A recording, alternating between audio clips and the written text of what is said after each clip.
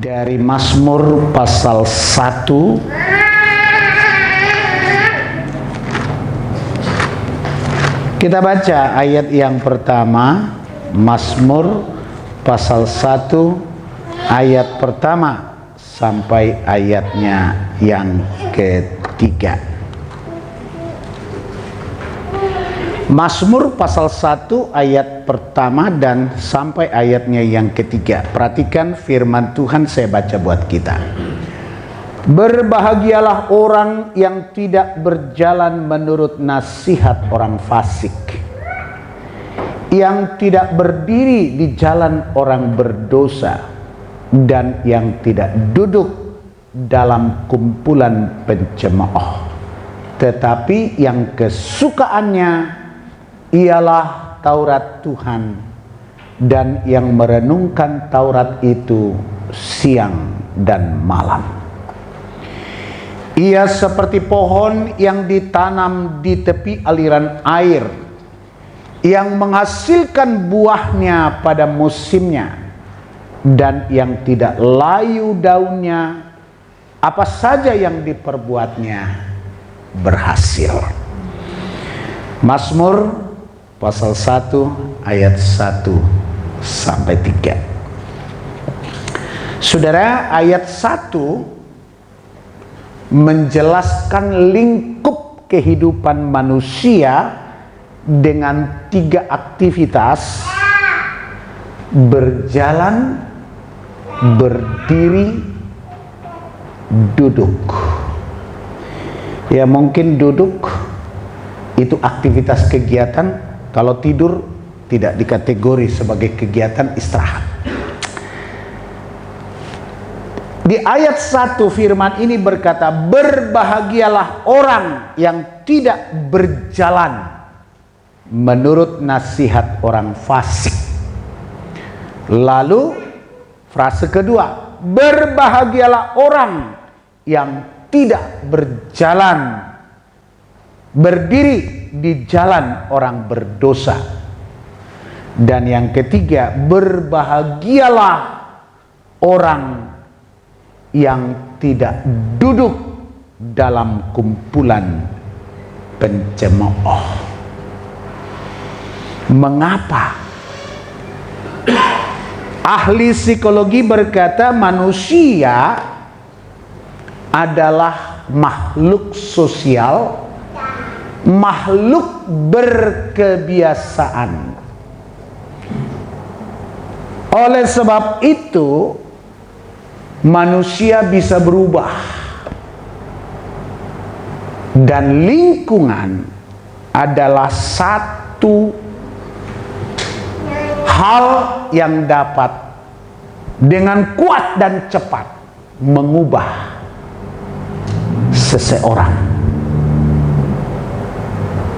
Kalau lingkungannya baik, kita berpotensi hidup baik.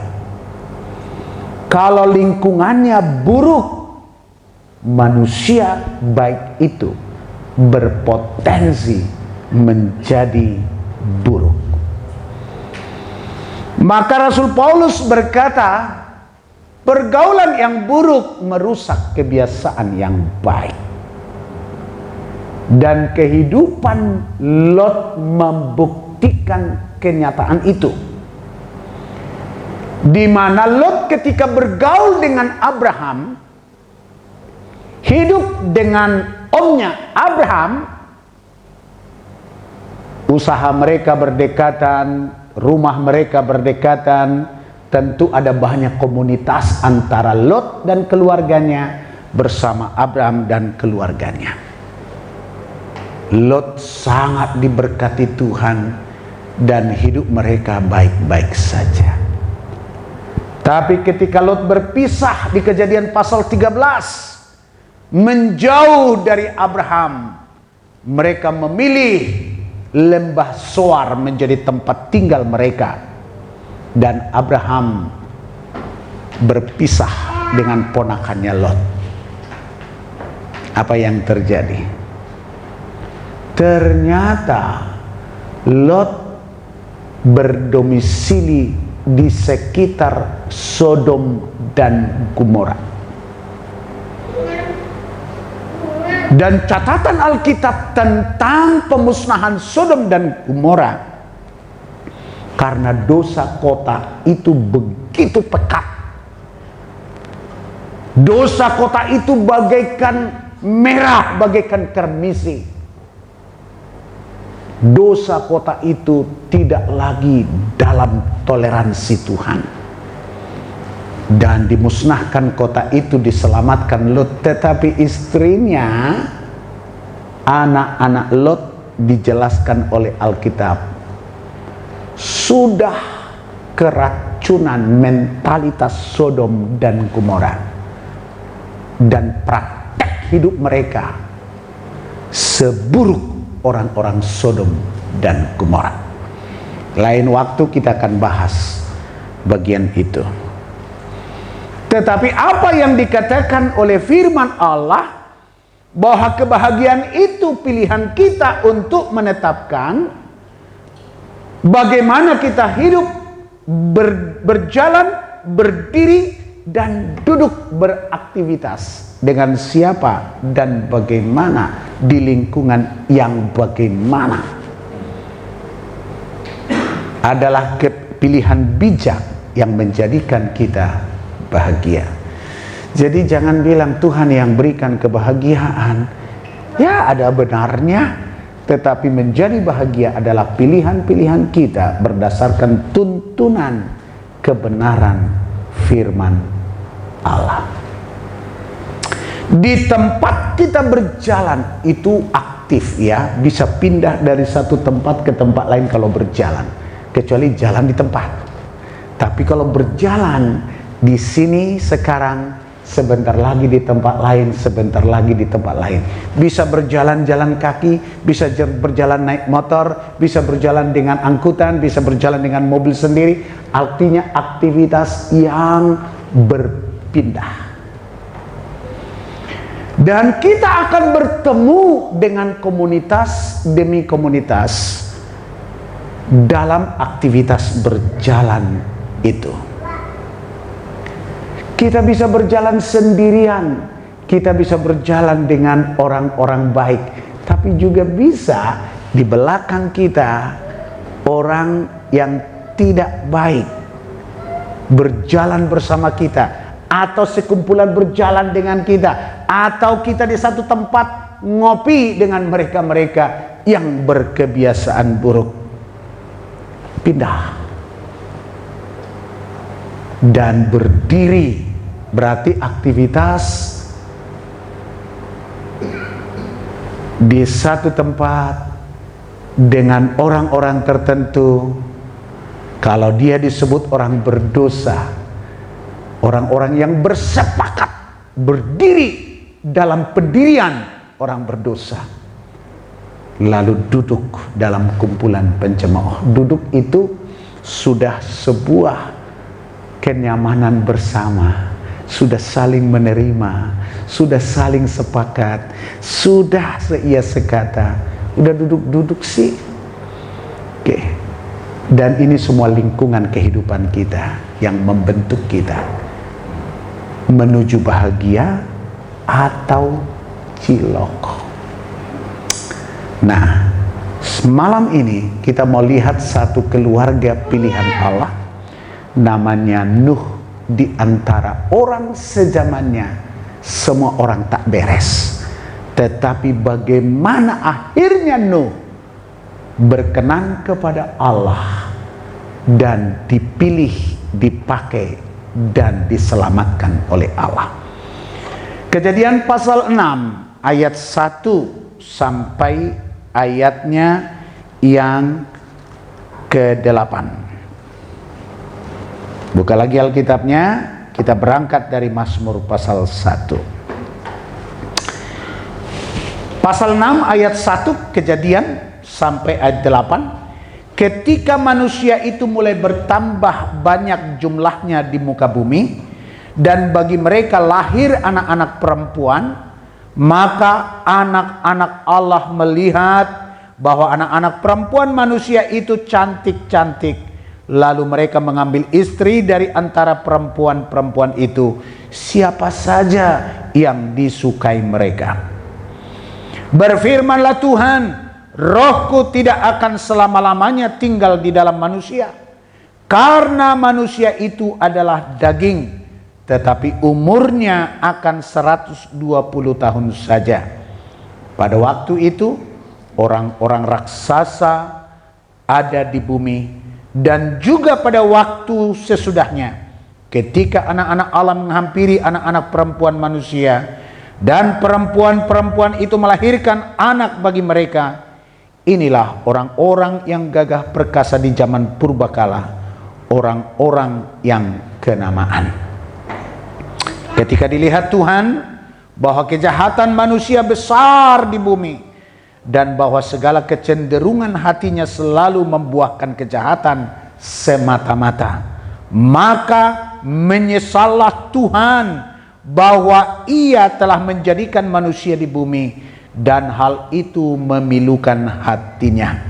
Berfirmanlah Tuhan, Aku akan menghapuskan manusia yang telah kuciptakan itu dari muka bumi, baik manusia maupun hewan dan binatang-binatang yang melata dan burung-burung di udara, sebab aku menyesal bahwa aku telah menjadikan mereka. Ayat 8. Tetapi Nuh mendapat kasih karunia di mata Tuhan. Keren ya, Nuh orang terpilih di zamannya. Dia mendapat kasih karunia di hadapan Tuhan. Ayat 8. Nah saudara, simpul-simpul belajar Alkitab bisa kita ambil simpul-simpulnya ya. Permulaan Allah menciptakan langit dan bumi dan segala isinya. Manusia pertama Adam dan Hawa. Pasal 3, manusia itu jatuh dalam dosa malapetaka mulai terjadi. Tapi dalam rencana Allah, pasal 3 ayat 15 ada janji. Dan untuk mewujudkan janji itu, Allah memilih orang, keluarga, membentuk bangsa.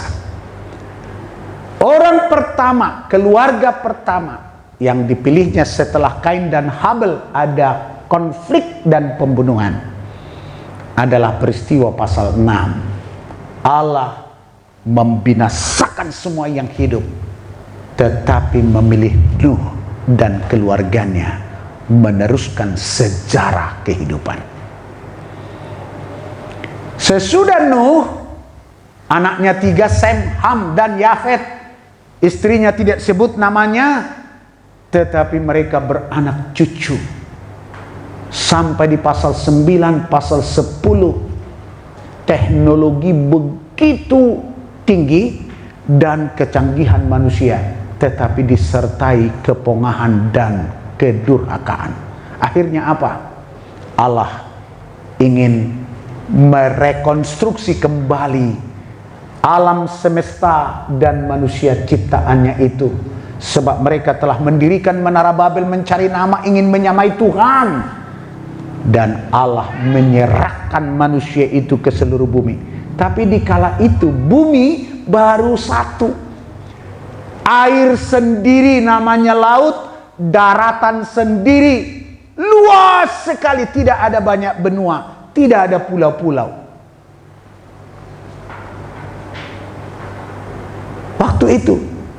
Tetapi ketika itu sebabnya jangan kita berserak di sini saja. Kita mendirikan menara yang puncaknya sampai ke langit.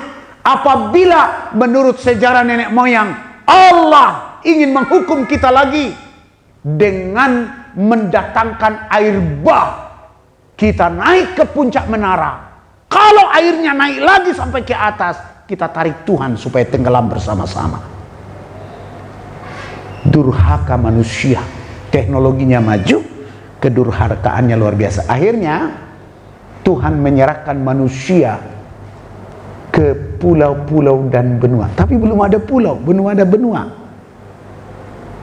Di pasal 9 dan 10 di zaman Pelek terpecahlah bumi. Jadi sebenarnya pasal 9, 10 itu mendahului pasal 11 dalam susunan kitab-kitab, pasal-pasal kitab Kejadian. Ketika kedurhakaan manusia di zaman Menara Babel, mereka dikacaukan bahasa di sana. Maksudnya baik, ditafsir buruk. Ucapnya A, dipahami B. Ambil parang, karena mereka membangun menara. Tolong ambil batu bata. Tapi didengar, yang mendengar seperti hujatan. Yang mendengar malah marah. Kacau bahasanya. Akhirnya terjadi huru hara. Terjadi kelompok-kelompok. Akhirnya tidak ada lagi keamanan. Bunuh-membunuh. Kalau dibiarkan semua manusia mati. Mau lari kemana? Lari kemana pun bisa dikejar. Karena semua darat. Tidak ada pulau, tidak ada benua. Maka oleh kehendak Allah, berdasarkan riset para ahli geologi, katanya air bah yang oleh tiupan angin telah membentuk gumpalan es ratusan kilometer di kutub utara dan kutub selatan. Dan es ini menekan bumi. Itu sebabnya bumi tidak bulat. Bumi kita tidak bulat, tapi bulat tepat. Nah, oleh tekanan itu, dalam rancangan Allah di pasal 11 kitab Kejadian, lempengan bumi retak. Jadilah gempa bumi yang dahsyat, yang bersifat universal. Bukan hanya lempengan atau sedikit pergeseran, tetapi retakan. Dan ada kematian jutaan manusia di zaman itu. Bukan ribuan, tapi jutaan manusia di zaman itu. Itu bencana alam kedua yang mematikan paling banyak manusia. Bencana pertama yang mana? Air bah. Nanti kita kembali ke sana. Tetapi ada yang selamat dengan luka-lukanya. Dia selamat, tapi sudah tinggal di satu pulau. Yang marah-marah di sini tidak bisa lagi membunuh orang itu di pulau sana. Oleh karena apa? Teknologi perkapalan belum ditemukan. Akhirnya membentuk suku-suku bangsa. Kita tahu Sem di Asia, Ham di Afrika, Yafet di Eropa. Suku-suku ini berserak, selamat komunitasnya. Akhirnya begitulah Allah membentuk tatanan suku-suku dan bangsa-bangsa. Itu sebabnya kalau kita belajar secara menyeluruh Alkitab, Kejadian pasal 3 ayat 15 bersifat universal. Allah ingin menyelamatkan manusia. Dan di Matius pasal 28 Allah berbicara tentang etno. Tolong mikrofonnya kawan, kurang enak. Cek 1 2. Ya sudah. Jadi di situ etna belum dipahami di awal.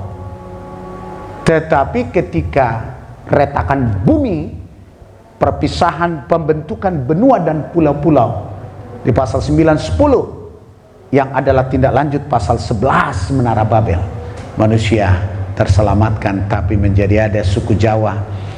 Kalau mau ke Jawa dari Papua harus naik pesawat berjam-jam. Kalau dari Sumatera harus menyeberang Selat Sunda. Wow, siapa yang bisa berenang dari Sumatera ke Jawa? Banyak, tapi belum sampai udah mati. Ya, walaupun orang Batak marah-marah ke orang Jawa dari seberang, ku bunuh kau, orang Jawa bilang silakan, gitu. Karena belum bisa. Lalu di perkembangan sejarah berikutnya kita tahu teknologi perkapalan mulai muncul, teknologi persenjataan mulai muncul, dan seterusnya dan seterusnya. Maka dalam pergeseran sejarah keselamatan Allah, kita mau lihat betapa Allah terus membentuk keluar orang keluarga, bangsa, dan maksud Tuhan di kerajaan Daud. Nanti satu waktu kita lihat bagian itu. Kita kembali ke teks kita. Saudara, pasal 6 kitab Kejadian zaman Nuh. Allah melihat dari surga bahwa kehidupan manusia sudah menyimpang dari maksud Allah menciptakan mereka. Manusia telah berperilaku menyimpang dari maksud Allah menciptakan mereka. Allah menciptakan manusia. Mikrofonnya rasanya berat lagi. Kita tahu di Taman Firdaus, ya enggak? Di dalam proses penciptaan 6 hari Allah menciptakan langit dan bumi dan segala isinya. Dan isi ciptaan itu salah satu di taman di Eden. Allah membuat satu taman di Eden. Allah membuat taman. Taman itu, taman kalau namanya taman ada bunganya, ada hijau-hijaunya, ada air mengalir. Betul saudara, ada 4 sungai mengalir di Taman Eden.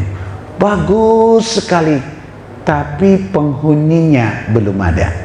Di hari ke-6 Allah menciptakan manusia, laki dan perempuan, dan manusia itu ditempatkan di Taman Eden. Taman Eden, Taman Firdaus.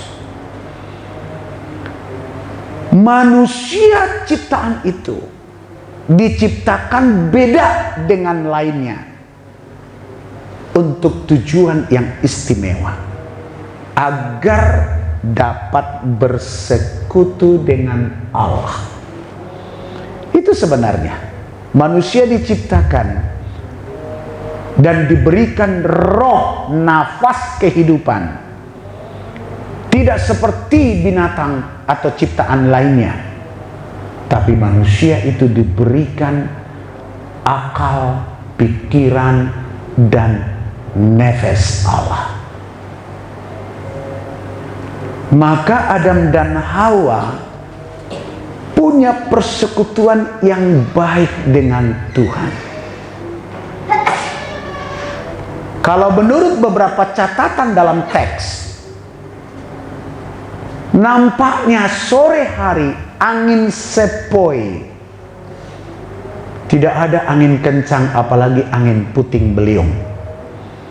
Tidak ada tornado, tapi angin semilir, angin sepoi.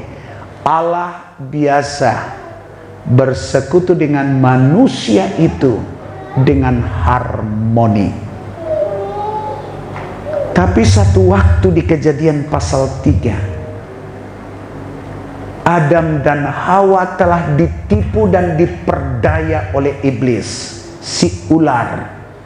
Maka Adam dan Hawa jatuh ke dalam dosa. Ketika Allah datang di sore mengunjungi mereka, Adam dan Hawa tidak di tempatnya. Adam, Adam, di mana engkau? Lalu Adam menyahut, aku di sini, aku bersembunyi sebab aku telanjang. Siapa memberitahu kamu bahwa kamu telanjang? Apakah engkau melanggar ketentuan yang kusampaikan kepadamu dengan makan buah pohon di tengah taman itu? Singkatnya saudara, dosa Adam dan Hawa merusak persekutuan Adam Hawa dengan Tuhan, merusak tatanan taman antara manusia dan alam, antara manusia dengan binatang, antara manusia dan manusia. Sudah tidak harmoni lagi. Adam bilang, ini loh perempuan yang kau berikan di sisiku. Dialah yang mengambil, memberikannya kepadaku. Maka aku rasa dijebak, aku kesal.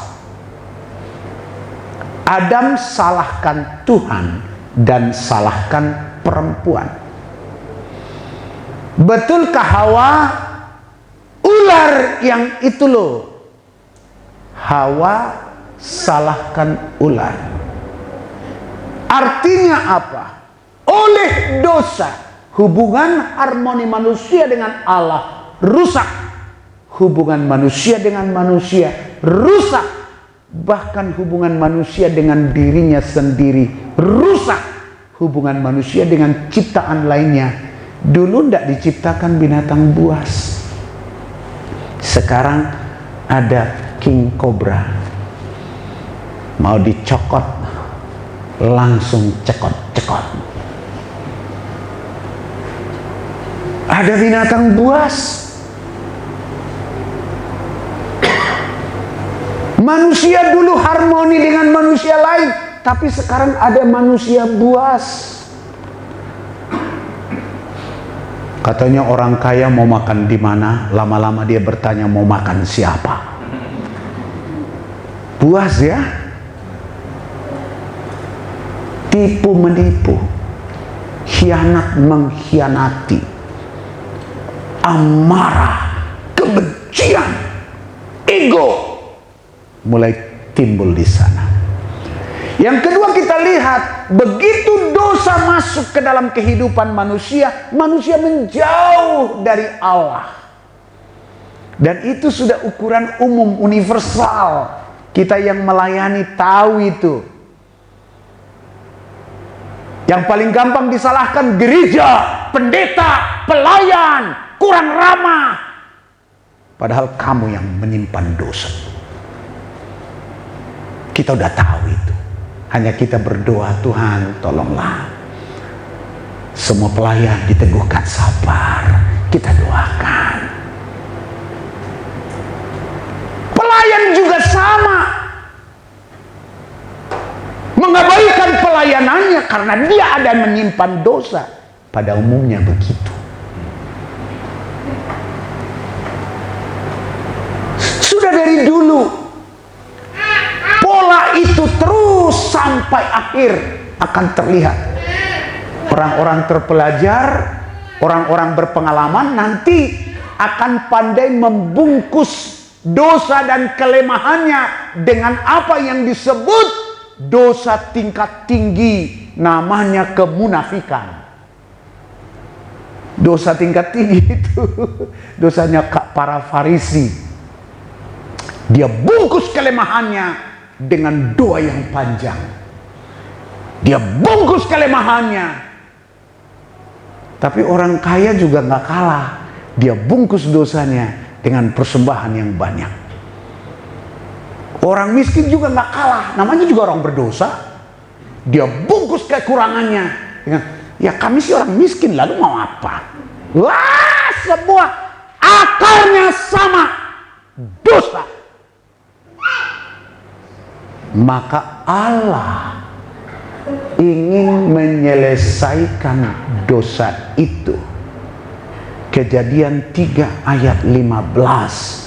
Begitu manusia jatuh dalam dosa, ada janji serius dari Allah bahwa akan ada penyelesaian dosa itu satu hari kelak. Itu sebabnya ada Natal, ada Paskah Jumat Agung yang sebentar lagi kita rayakan. Tapi saudara, manusia itu beranak cucu. Kita lihat Hawa melahirkan anak laki-laki, Kain dan Habel. Hanya masalah persembahan, iri dan dengki, sampai ke tingkat pembunuhan. Iri-irian di gereja adalah akar dosa dari iri hati Kain dan Habel.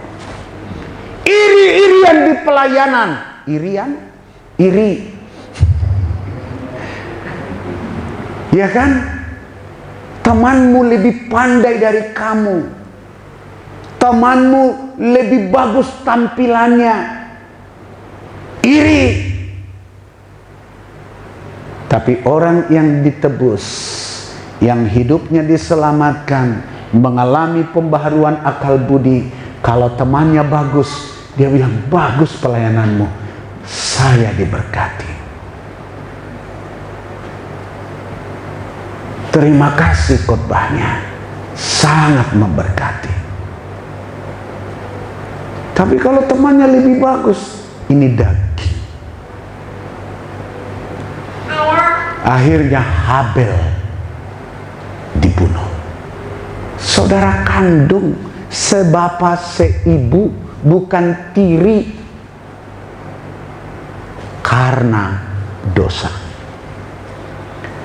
Kemudian saudara, keturunan Adam dan Hawa berkembang biak karena umur manusia di zaman itu panjang-panjang. Ini nanti kalau udah gadis kamu harus melayani bagus ya. Masih bayi sudah ikut pelayanan sekarang. Ini Sarah. Baik, saudara, ingat bahwa umur manusia di zaman itu panjang-panjang. Dan baru di pasal 6 Allah membatasi usia manusia 120 tahun saja. Waktu itu 600, 700, 800, Metusala 900 lebih, hampir 1000 tahun. Wow. Jadi kalau umur 100 tahun itu remaja. Jadi Pak Simamora masih balita. Kan belum 100. Karena apa? Orang tua 600 tahun, 700 tahun, 800 tahun. Itu artinya apa? Anak-anaknya banyak. Memang yang disebut di Alkitab nama yang terbatas. Lamek memperanakan Nuh, tapi dia memperanakan anak-anak laki-laki dan perempuan. Kalau disebut anak-anak laki-laki dan perempuan, berapa? Mungkin satu kelurahan. Banyak. Itu sebabnya di zaman Nuh air bah, jumlah manusia bukan 1 juta, 2 juta, 3 juta, 5 juta, 10 juta. Ada satu tulisan yang berkata kemungkinan jumlah manusia mendekati 4-5 miliar di zaman itu.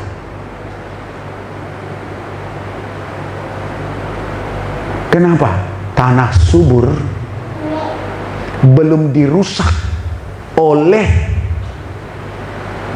apa itu? Pestisida, oleh zat-zat kimia.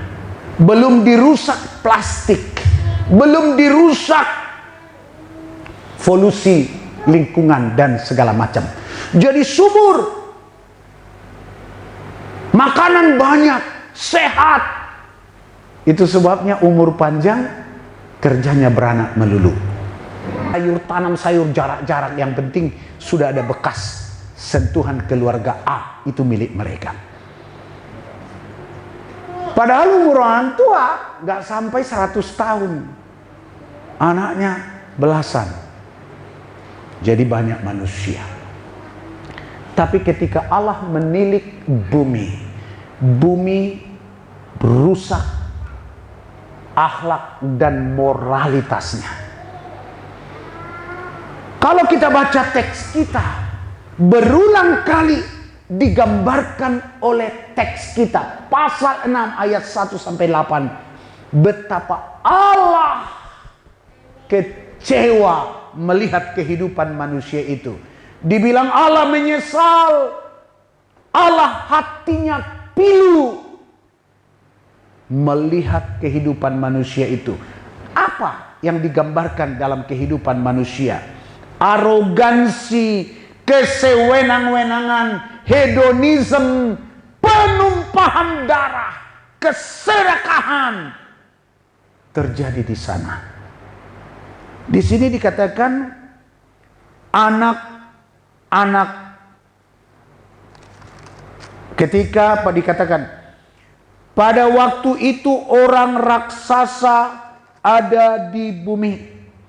dan juga pada waktu sesudahnya, ketika anak-anak Allah menghampiri anak-anak perempuan manusia, dan perempuan-perempuan itu melahirkan anak bagi mereka.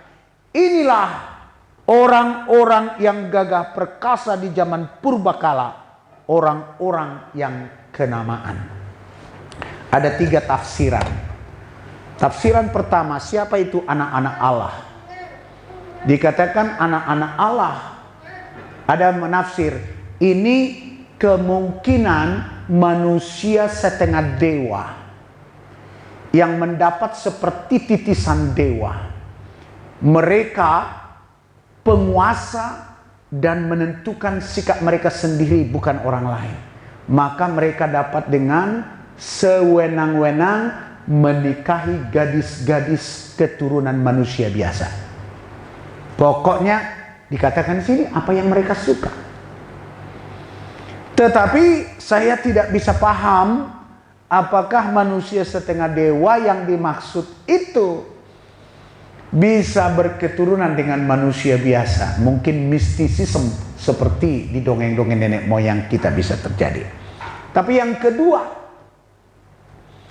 ini dikatakan sebenarnya anak-anak Allah ini dari keturunan, satu dari keturunan Kain, Habel, lalu si Set hadir lagi.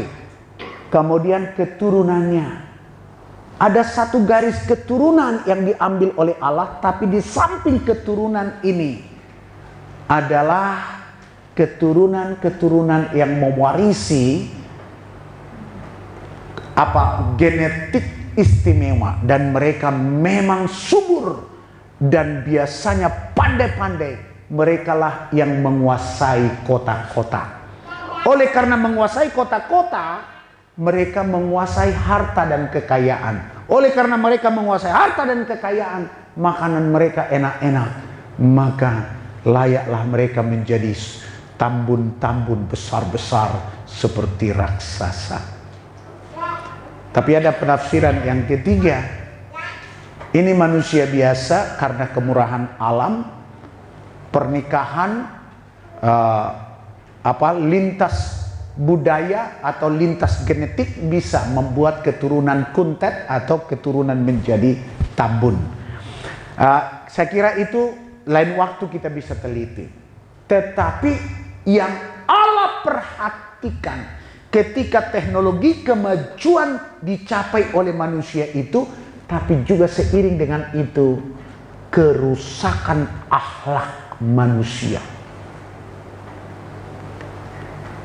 Kawin mengawin tanpa norma, tanpa aturan. Saudara, Alkitab memberi kita tatanan absolut dalam Alkitab. Originalitas tatanan Allah mengatur rumah tangga Kristen. Satu laki dengan satu perempuan, maut yang memisahkan. Aduh, kasihan banget ya. Itu lagi digoreng aturan itu. Siapa yang membolehkan kalau ada aturan? Tapi kita punya norma. Allah menciptakan Adam dan Hawa, laki-laki dan perempuan. Harus manusia, laki dengan perempuan, satu sampai akhir. Keluar dari itu produk dosa. Kerusakan terjadi di bumi. Lalu hedonisme. Hedonisme, mencari nikmat, menghalalkan semua cara. Yang penting aku bisa nikmati kehidupan ini. Wow. Kita dihebohkan oleh berita-berita di televisi. Pejabat yang gajinya 3.500.000 tapi punya kekayaan 56 miliar. Boleh juga kalau dia pandai mengembangkan ekonominya. Tapi ada yang janggal katanya kan. Masih muda, sudah semuanya. Periksa. periksa. Tapi kalau diperiksa semua, nggak tahulah. Tapi ini dunia. Kenapa? Nilai diri seseorang tidak lagi dilihat kesalehan hidup, tapi apa yang kau punya. Maka Jack Ma bilang, Jack Ma, orang kaya dari Sawangan. Tahu Jack Ma? Belum kenal ya? Saya perkenalkan, Jack Ma, salah satu orang terkaya di Tiongkok. Dia bilang begini, sebijak apapun kamu, kalau kamu masih miskin, kata-kata bijakmu bagaikan bunyi kentut. Tapi kalau kau sudah sukses, bunyi kentutmu pun dianggap bijak. Itu ditulis itu. Baca di Google. Itu sebabnya orang Yahudi menyanyi tadi di TV. Ya Tuhan, aku berdiri di sini menyadari Engkau ciptakan aku, kok aku miskin. Aku rindu jadi orang kaya. Kalau aku sudah orang kaya, aku akan bernyanyi dam dam dam dam dam dam dam dam, dan saya ongkang-ongkang kaki. Maka ketika aku kaya, istriku pun akan berbaju yang cantik dan bagus. Dia gemuk, sehat, dan dagunya panjang. Karena udah sehat kan, kami akan berjalan ke sinagog, dan akan kuberikan waktu di sana 7 jam sehari untuk menyembah Engkau, sebab ada banyak karyawan bekerja untukku. Tuhan, berilah aku kekayaan, supaya walaupun aku bodoh, orang-orang dari kota akan datang minta nasihat dariku, sebab mereka pikir aku orang bijaksana. Tapi Tuhan, kenyataannya aku kok masih miskin. Ini orang Yahudi nih. Oh, syukur bagi Tuhan, Engkau berikan aku 5 anak gadis tanpa anak laki-laki. Apakah ini sesuatu yang layak kusyukuri? Kata si Daud. Sekarang aku bertanya, mengapa Engkau ciptakan begitu banyak orang miskin? Dan pertanyaan saya yang kedua, apakah rencanamu menciptakan aku orang miskin rencana jangka panjang? Itu ya, dia mau, kalau itu kau ciptakan, tolonglah Tuhan, jangan rencana jangka panjang lah. Akhirilah kemiskinan ini. Sebenarnya saudara, bukan masalah itu. Ini masalah hati. Masalah hati. Allah tidak persoalkan hal lain, tapi bagaimana hati manusia itu melihat semua nikmat. Apakah lahir syukur atau melupakan Tuhan? Atau penderitaan yang kita alami melahirkan amarah dan kutuk, lalu kita lupa Tuhan yang mengatur segala sesuatu. Allah melihat bumi penuh dengan kerusakan, tapi di antara penduduk bumi itu ada satu sosok namanya Nuh, hidup berkenan kepadanya. Maka Allah memilih Nuh dan memilih keluarganya. Apa alasannya? Sama sekali bukan alasan duniawi. Sama sekali Allah tidak memilih Nuh sebab dia punya banyak harta, enggak. Tapi alasan pertama dikatakan oleh Alkitab, Nuh adalah seorang yang benar. Ini seorang yang benar itu tindakan. Berkata benar, berbuat benar, dan bersikap benar, suasana hati dan pikirannya benar, sebab Allah Maha tahu. Dikatakan bahwa Nuh seorang yang tidak bercela di antara orang sezamannya. Benar sekarang, benar besok, benar sekarang dalam tindakan, benar besok, benar di keadaan baik, benar di keadaan sulit. Ini namanya tak bercela. Diuji oleh waktu dan keadaan. Karena kita bisa berkata benar dalam kepura-puraan. Tapi kalau tak bercela, itu teruji. Dan dikatakan, bagaimana Nuh di antara orang durhaka, manusia yang hedonisme, masih hidup benar tak bercela di hadapan Allah. Alkitab berkata, Nuh mendisiplin dirinya hidup bergaul dengan Allah. Saudara, buat keputusan, disiplin diri kita. Ini penting. Ini yang dilakukan Nuh.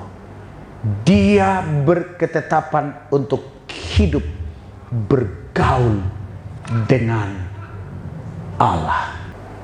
Bagaimana dengan istri Nuh? Istri Nuh pun orang yang taat dan beriman. Orang datang, ayo sudah selesai dari ladang? Sudah, ayo kita jalan-jalan lihat si Nuh yang bodoh lagi bikin bahtera di gunung. Mereka rame-rame datang sambil merokok-merokok, mungkin nonton-nonton Nuh. Nuh berhenti. Saudara-saudara, Allah bersabda bahwa karena dosa saudara, dosa dunia ini, mana dosa kami? Dosamu ialah tidur sambil beribadah. Adakah? Di gereja kan banyak orang tidur sambil beribadah. Oke, enggak, itu juga. Karena dosamu, Allah tidak sabar lagi. Dia akan datangkan air bah untuk melenyapkan semua yang hidup. Bertobat saudara. Mereka tidak bilang lagi Nuh si bodoh yang buat bahtera di gunung. Tapi Nuh sudah gila. Bagaimana Tuhan datangkan air bah sampai lewat bukit-bukit ini. Gila kali Allah matikan semua orang. Tidak masuk akal memang. Kita, waduh, berdoa untuk Turki. Bencana alam 7, sekian skala Richter. Mati 43.000 atau berapa ribu orang, nggak tahu sekarang ini. Banyak sekali. Berapalah 50.000? Ini 5 miliar. Banyak sekali. Bersifat universal, bukan bencana lokal, tapi seluruh bumi tenggelam oleh air bah. Tidak masuk akal. Nuh gila. Tadi kemarin kita pikir dia hanya bodoh, sekarang dia gila. Setiap kita datang khotbahnya sama. Setiap kita datang khotbahnya sama. Bertobat, Allah hendak mendatangkan air bah. Dan saudara tahu, lama sekali Nuh mempersiapkan bahtera itu, 120 tahun. Betul ya? Lama sekali. Punya makna dua. Memang harus dipersiapkan, tetapi memberi kesempatan kepada manusia bertobat. Saudara, kesabaran Allah, kesempatan kita untuk bertobat. Kadang-kadang kita merasa, Allah dari dulu udah dengar itu. Tapi saya bertanya, hari ini kau dengar, apakah saudara sudah mengalami perubahan hidup secara rohani? Ini yang Tuhan mau. Perubahan kita. Tuhan menyediakan, membuka hatinya, memberi pengampunan. Pertanyaan, jika seseorang bertobat di zaman itu mendengar khotbah Nuh, Apakah orang itu akan dimasukkan ke bahtera? Ya. Kalau 50 orang? Ya. Kalau 100 orang? Ya. Kalau 1000 orang? Berdasarkan doa Abraham, mungkin Allah membatalkan, menarik murkanya. Tapi tidak ada yang bertobat supaya nyata Allah benar dalam keputusannya. Kemudian selesai bahtera, air bah mau dihadirkan. Masukkan semua binatang, semua kelengkapan hidup untuk sekian hari, 150 hari, siapkan semua di bahteramu. Semua sudah diatur Tuhan oleh hikmat Tuhan kepada Nuh, sudah diatur lumbung-lumbung makanan, tempat-tempat binatang, semua diatur sedemikian rupa. Lalu masuklah ke dalam bahtera itu, engkau dan istrimu bersama anak-anakmu dan istri anak-anakmu. Keren kan? Saya suka bagian itu, bahwa Nuh dengan istrinya, 3 anaknya dan istri anak-anaknya, 8 orang. Anak-anaknya Nuh belum bercucu. Nanti kalau ada kuis, apakah Nuh sudah punya cucu ketika air bah datang? Belum. Karena 8 orang selamat. Sesudah itu mereka baru berketurunan. Ini keluarga yang manis, keluarga yang baik, yang dipilih, dipakai oleh Tuhan. Luar biasa.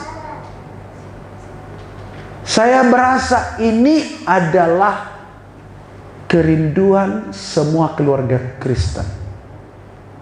Seperti apa yang dikatakan Yosua, aku dan seisi rumahku. Berarti istrinya, anaknya, istri anak-anaknya, bahkan semua yang membantu mereka di rumah itu. Aku dan seisi rumahku, kami, lihat itu, akan beribadah kepada Tuhan. Akan beribadah kepada Tuhan. Kami. Jangan ada suami yang suruh-suruh istrinya ke gereja, dia nyendah. Jangan ada suami atau istri yang ke gereja, pasangannya nyendah. Anak-anak, oh Pak Pendeta, kami ini keluarga Nusantara. Anak-anakku pilih agama saja boleh.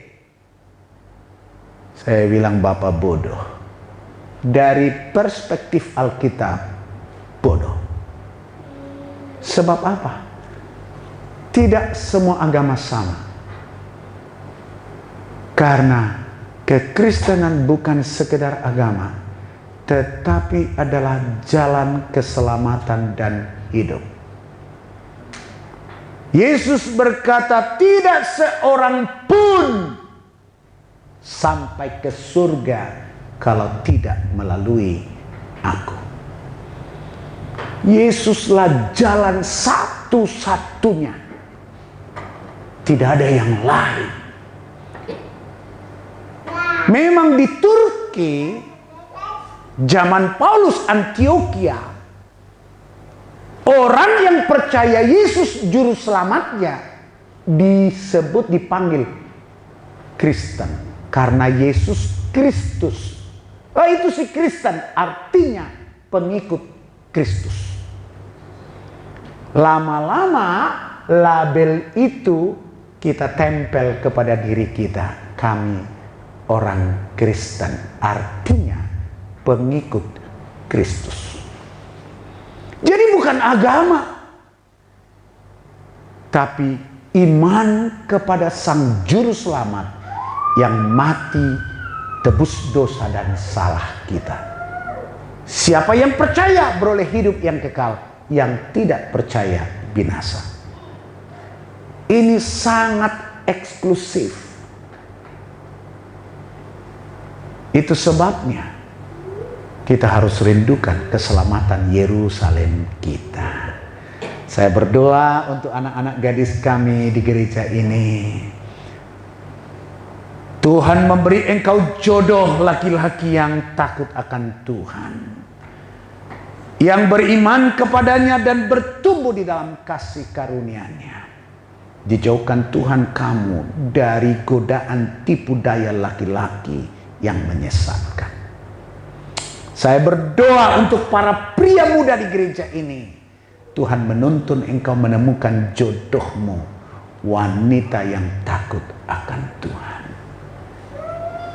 Para orang tua, saya berdoa kepada Tuhan untukmu, supaya Tuhan teguhkan iman anak-anakmu dan memberikan jodoh yang percaya kepada Kristus bagi keturunanmu, sehingga di rumahmu ada mezbah pujian bagi Allah Sang Juru Selamat.